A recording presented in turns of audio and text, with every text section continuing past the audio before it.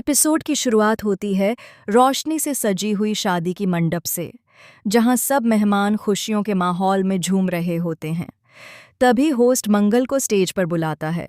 मंगल अपनी मुस्कुराहट के साथ स्टेज पर आती है और बेहद शानदार डांस परफॉर्मेंस देती है।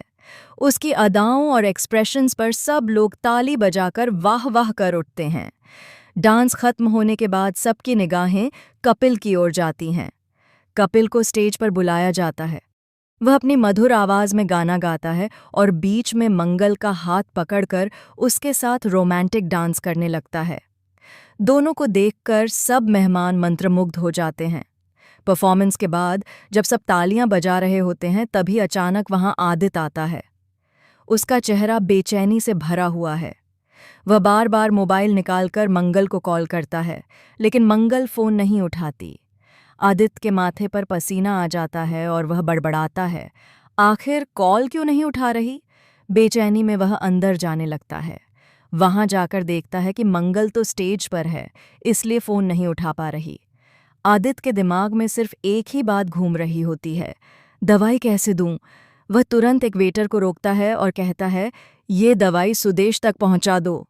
लेकिन वेटर उलझन में किसी और से पूछने लगता है।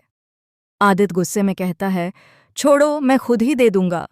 वह सुदेश के पास जाकर दवाई पकड़ा देता है, लेकिन तभी एक जोड़ी निगाहें उसे गौर से देख रही होती हैं। वह और कोई नहीं बल्कि बुआ दादी होती हैं। उनकी आंखों में चालाकी चमकती है। वह तुरंत बिजली को बुलाती हैं और धीरे से कहती हैं, उस आदित्य को रास्ते से हटाना होगा। जूस में नशे की दवाई मिला दो और उसे पिला दो। बिजली कपटी मुस्कान के साथ जूस में दवाई मिला देती है। आदित्य वहां से जाने लगता है, लेकिन बुआ दादी अचानक उसके सामने हाथ उठाकर दुआ करने का नाटक करती हैं। आदित्य रुक जाता है और हल्की खांसी करने लगता है। तभी बिजली मौके का फायदा उठाकर वेटर को इशारा करती है कि यह जूस आदित्य को दे दो। वेटर बिना कुछ समझे आदित्य को जूस दे देता है। आदित्य जूस पी लेता है और कुछ ही पलों में उसके सिर में चक्कर आने लगते हैं। उसकी चाल डगमगाने लगती है। वह आंखें मलता है पर कुछ समझ नहीं पाता। इसी बीच बुआ दादी अपने असली रंग दिखाने लगती हैं। वह लड़की वालों की सरेआम बेइज्जती करती हैं, जोर जोर से ताने देती हैं। इनसे तो मुकाबला ही मत कराओ, ये तो हारने के लिए ही पैदा हुए हैं। वह चाहती हैं कि आदित्य गुस्से में कुछ ऐसा कर दे जिससे शादी टूट जाए। अचानक आदित्य नशे की हालत में ही ऊंची आवाज में बोलता है, मैं डांस करूंगा, और लड़खड़ाते कदमों से स्टेज पर चढ़ जाता है। सब लोग दंग रह जाते हैं। कपिल का चेहरा गुस्से से लाल हो जाता है। बाकी सब मेहमान भी फुसफुसाने लगते हैं, ये क्या कर रहा है, शादी का माहौल खराब कर देगा। आदित्य जोर जोर से डांस करने लगता है, कभी हंसता, कभी रोता और कभी गिरते गिरते संभल जाता है। कुसुम घबराकर स्टेज पर दौड़ती है और आदित्य को रोककर नीचे ले आती है। आदित्य जाने लगता है, लेकिन तभी कपिल उसका हाथ पकड़ लेता है और गुस्से में घूरता है। मंगल यह सब देखकर घबरा जाती है।